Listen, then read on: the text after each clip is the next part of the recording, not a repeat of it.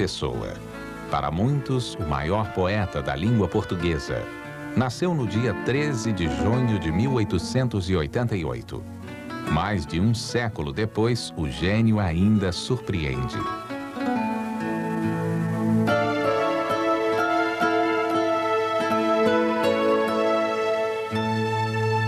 Numa pesquisa ao espólio de Fernando Pessoa, o astrólogo Paulo Cardoso descobriu um tesouro. 2.700 mapas astrais feitos pelo poeta. Aquilo que nós temos aqui à nossa frente agora é rigorosamente todo o produto de uma vida dedicada à astrologia pelo não menos famoso astrólogo Fernando Pessoa. Portanto, aquilo que nós temos aqui neste momento são todo o material astrológico de Fernando Pessoa, dividido por secções. Neste dossiê tem todos os horóscopos feitos por Fernando Pessoa praticamente até ao dia da sua morte. Portanto, Amadeu de Sousa Cardoso... Ele fazia o seu próprio horóscopo. Ele fazia, primeiro que tudo... Dos amigos também. Na primeira parte tentou conhecer-se através da astrologia. Ver quanto tempo tenho de vida, que obra é que eu quero fazer, qual é a minha disponibilidade, qual é o meu timing, qual vai ser o impacto da minha vida e da minha obra em relação à humanidade, em relação ao Quinto Império, em relação digamos, à nossa pátria da língua portuguesa espalhada pelo mundo. Portanto, era a grande preocupação de Fernando Pessoa. Portanto, em certa medida, a astrologia respondeu-lhe a esta ansiedade. Quantos anos vou durar? Como é que eu vou estruturar bem a minha obra?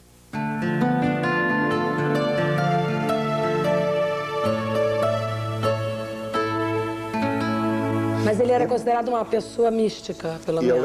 Ele era profundamente místico. Mas era estudado isso nele? Quer dizer, era reconhecido isso aqui?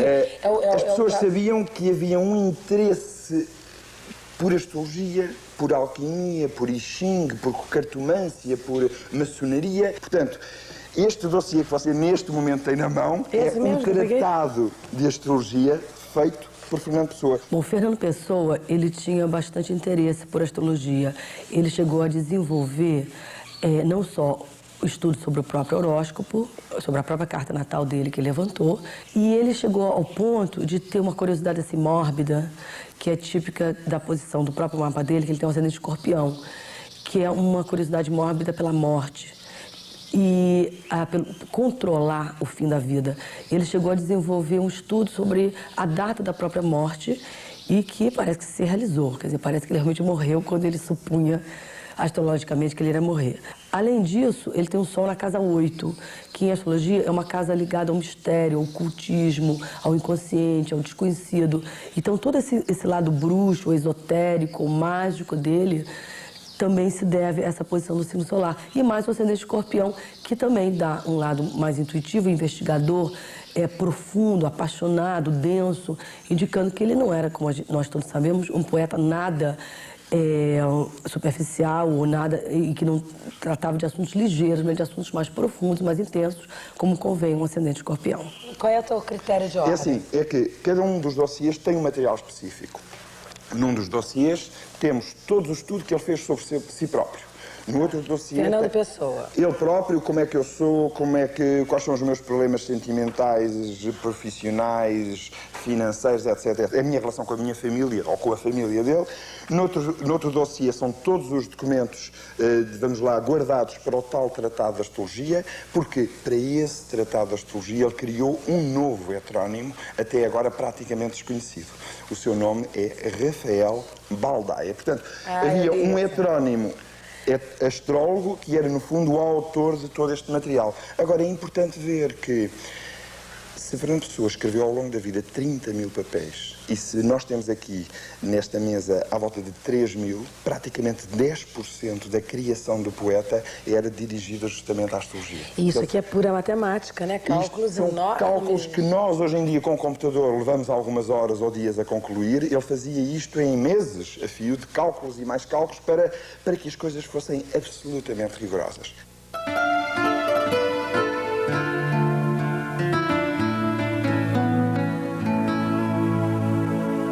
Então ele criava o personagem, ele fazia o seu horóscopo, mas fazia o seu mapa astral. Foi ideal para aquele tipo de personagem, ou seja, a obra daquele heterônimo tinha a ver com aquele mapa daquela pessoa, seria isso também? É assim, primeiro ele pegou no seu horóscopo, Depois percebeu quais são os pontos que energeticamente não estão bem resolvidos no meu horóscopo. Percebeu quais 3 ou 4 pontos mais energeticamente desalinhados, desequilibrados. Então vai criar vários horóscopos de personagens que iriam automaticamente ultrapassar, sublimar os seus problemas energéticos. Gente, ele na verdade ele fez a grande alquimia. Exatamente, a grande alquimia através da astrologia em relação aos heterónimos. Portanto, ele vai ultrapassar os seus problemas de alma, os problemas que nós todos temos, de que maneira? Não através das relações com os amigos, naturalmente, mas através de um processo alquímico interior que era um desdobramento nos heterónimos. Utilizou a astrologia para a concepção desses mapas astrais. E não só. O Alberto Queiros nasceu no dia tal, mas quando é que deverá morrer? Então vai fazer os cálculos e vê quando é que há um astro fatal a passar no horóscopo do Alberto Queiro, e então ele deverá morrer no dia tal, às tantas horas. Então ele nasce, ele faz nascer e faz morrer todos Exatamente. eles. E, portanto, ele cria o momento da morte, o momento da obra-prima, o momento das viagens quando o Ricardo Reis vai ao Brasil, todas as viagens, as relações com os amigos, os diálogos que eles têm. Será que com isso ele conseguiu suavizar esses aspectos muito rígidos no Eu acho que foi dele? uma verdadeira terapia emocional, psicológica. Todo este material acaba por ser isso. Quer dizer, portanto, numa primeira fase, dá-lhe um autoconhecimento.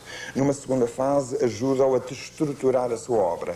Numa terceira fase, é a própria obra. São os heterónimos que estão, vamos lá, estruturados a partir deste conhecimento esotérico, astrológico, na maior parte dos casos. Que loucura.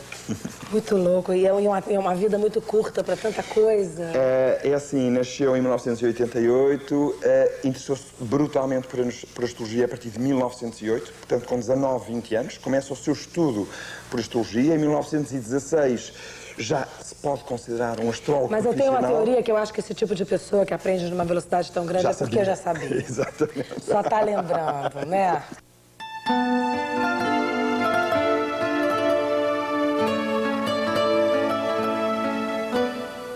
Alan Leo é um astrólogo fabuloso do princípio de século, concebeu uma certa teoria astrológica. O Fernando Pessoa diz, não, com a minha prática isto não é bem assim.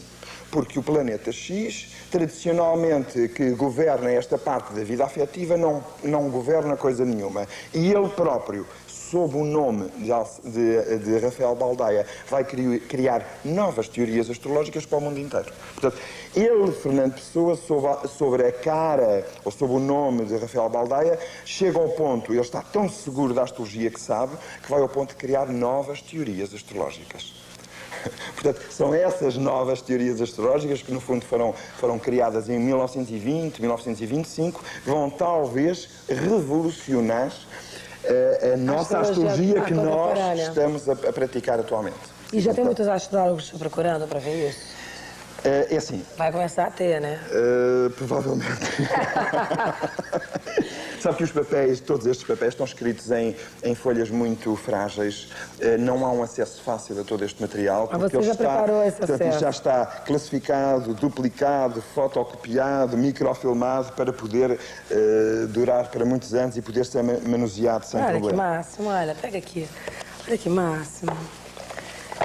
Tem uns que eu vi no livro que você me deu. Há uns extraordinários. Que tem os acontecimentos do lado, as coisas. Ele era extremamente rigoroso. Ele aqui tem. O signo dele? Gêmeos. Ascendente virgem, mas tinha uma grande concentração de energia virginiana. E, no fundo, eram os gêmeos que dá a curiosidade mental. Depois tinha ascendente escorpião. O escorpião dá-lhe a necessidade de ir ao limite, de ir até ao final. Portanto, ele não utilizava nunca as coisas de uma maneira superficial. Aqui é uma espécie de arrumação de todo o seu material que ele concebeu ao longo da vida. Entre os 27 e 31, portanto eram envelopes, caixas onde ele guardava o material, era só dedicado à astrologia. E, por outro lado, isto são as assinaturas do tal Rafael Baldaia. Ele estava a tentar criar a própria assinatura do Rafael Baldaia. Porque até a letra mudava? Exato, ele mudava a letra de heterónimo para heterónimo. Portanto, o heterónimo astrólogo teria que ter... Ele devia assumir de tal forma essa personalidade que fisicamente devia até mudar. Há aqui papéis em que ele faz escrita mediúnica, em que ele entra em transe e começa a escrever. Eu li um pedaço que ele fala sobre o 1, o 2, o 3. Exatamente, sobre a numerologia, cartomancia, Xing, tarô. O 2 é o número do mal, que é o número que divide, o 3 é o número que já fica do bem. Exatamente. Já é um é o criativo, é o dois, criativo. exatamente. É muito lindo. É uma coisa. Nossa, você está com uma coisa, né? E aqui em Portugal já sabem que você tem esse acervo, que você está estudando isso? A gente pode abrir para todo mundo? Pode abrir para todo mundo. E assim, só que isto vai levar algum tempo para ser, eu não posso atraiçoar a qualidade quase, vamos lá, sagrada com que isto foi feito. Portanto, eu prefiro levar mais tempo e isto ficar um trabalho em condições... E que aspecto que você estava quando você encontrou isso aqui? Estava com Saturno no meio do céu, portanto, tinha, vamos lá, uma responsabilidade acrescida em relação à minha própria existência. Provavelmente senti-me um pouco instrumento de qualquer coisa. Tinha que uma obrigação a cumprir.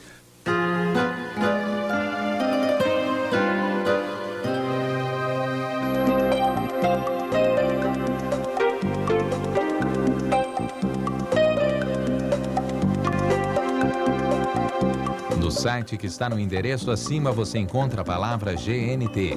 Clicando aqui, você chega no site Alternativa Saúde Online. Para acessar o tema em destaque, clique no ícone Saiba Mais. Esta semana você encontra um site sobre terapias alternativas.